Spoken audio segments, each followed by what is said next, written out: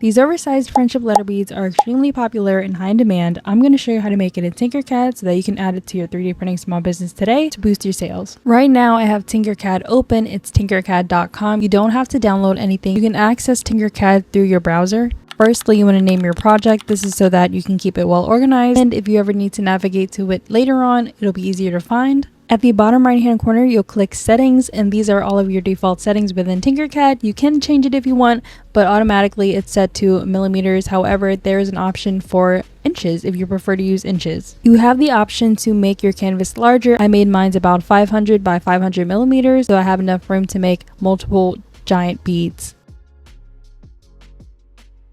Let's navigate to this right panel within TinkerCAD. The solid shapes you see are the shapes that will print out, and the striped shapes are holes. So once you group the hole shapes and the solid shapes, it will cut the hole in whatever area that you line it up with.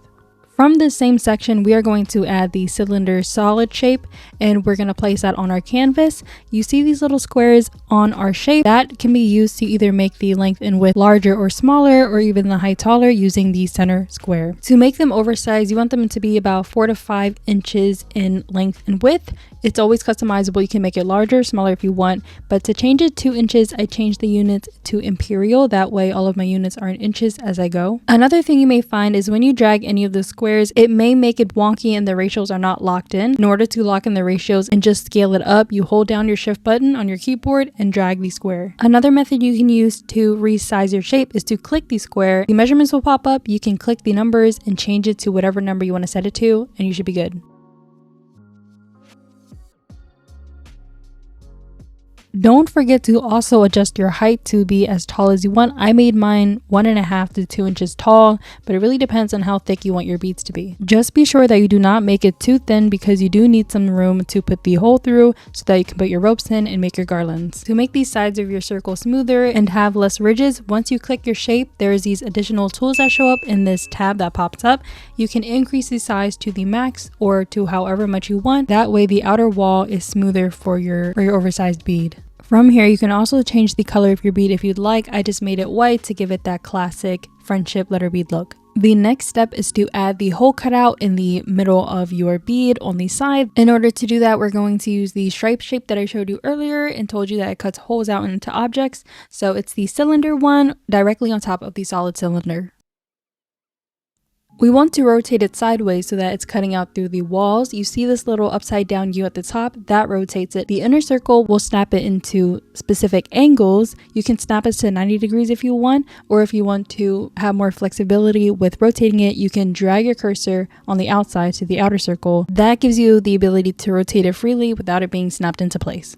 It is important that you make this whole cylinder long enough so that it cuts through both sides of your soon-to-be bead, so it should stick out from the back and the front. Otherwise, you'll have a solid backing and you won't be able to put your rope through the hole. You can either center the hole yourself, or you can use the align tool. In order to move it yourself, you move this triangle and it moves it up and down, or you can select both shapes and hit L on your keyboard, or hit this button that says align at the top right toolbar. It will align your shapes together to wherever you want it to be. If you hover over the circles that pop up, it will give you a preview of where your shapes will align. I usually click the middle because it will center it directly in the middle. If you cannot select it and you see a gray circle, that means it's already centered or aligned in the way that you want it to. Therefore, you don't have to do anything and you're good to go. To cut the actual hole within your shape, you want to select both shapes and hit Ctrl G on your keyboard, or hit the group button on the toolbar. This way, you'll see that the hole is actually cut through. If you made it so that your cylinder does not go through the front and the back, you'll see that there's a wall blocking it. Just make sure that it goes straight through. You want to drag over this text shape within TinkerCAD to your canvas. Now, the way you orient this onto your circle depends on how you want to lay out your bead. If you want your words to be laid out horizontally, make sure that the hole is horizontal, so the left and right. If you plan on laying out your beads vertically and you want it to go from top to bottom, make sure that your hole is at the top and the bottom instead.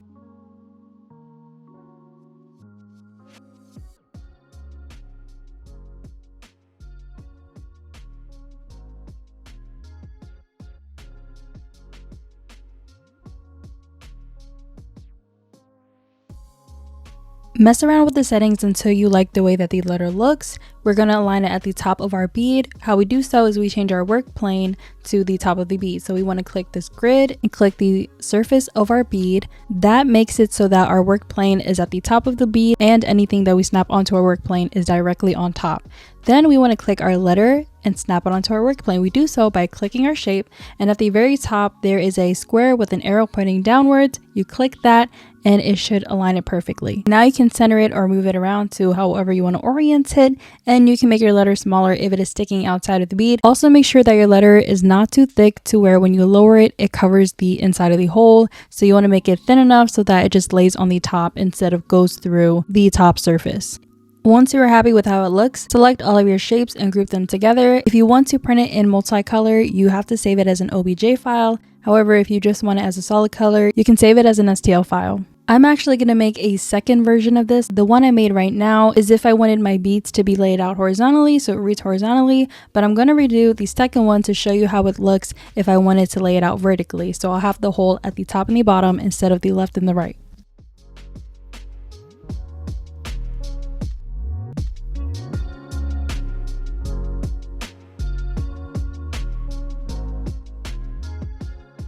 This is how the two different orientations look. As you can see, the one on the left has the horizontal layout and the one on the right has the vertical layout. Just keep that in mind for when you're making your letter beads and make sure that they're all going the same way. So either you have your hole going through the left and right or the top and bottom for all your beads, or else it'll come out looking weird when you try to put it through a string.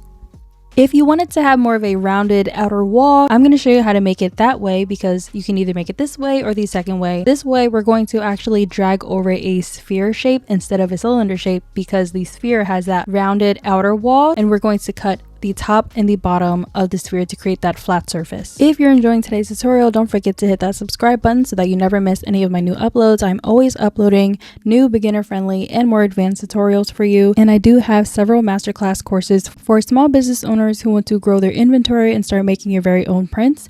Those will all be linked down below if you're interested, and let's continue on with the tutorial. We'll use the exact same method we used to cut the inner hole out from our first bead to cut the top and the bottom of our sphere to create the flat surface that we want on both sides. All I did was eyeball it, and I duplicated the shape and then moved it at the top. That way it cuts the same amount at the top and the bottom of our sphere. After that, I grouped everything together and it sliced the top and bottom off, giving us that flat surface. And in my opinion, this version looks way better than the first one. They both look good, but I just like the way that the walls of this bead is rounded, similar to the friendship bracelet ones.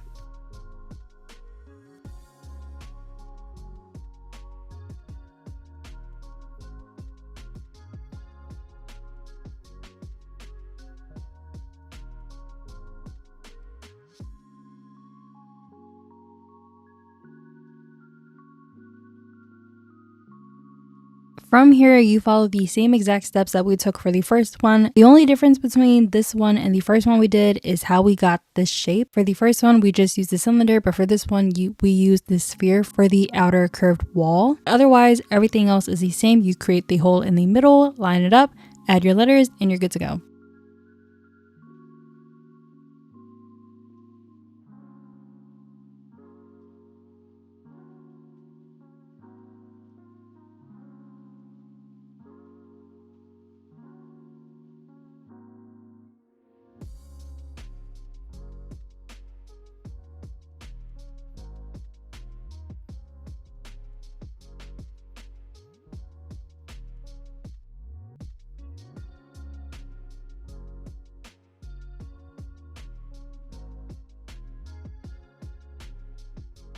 This is how all of our oversized friendship bracelet beads look. They came out really cute, and I hope you have fun with creating these. I'd love to see all of your creations. If you decide to make this and print out your very own, please do tag me. All of my social media handles will be down below. Again, these are perfect to add to your small business to boost your sales. I have a bunch of other different kinds of products you can add to your small business. Feel free to comment down below if you'd like to see a specific tutorial. I try to get to everybody's request, and I do see all of your comments.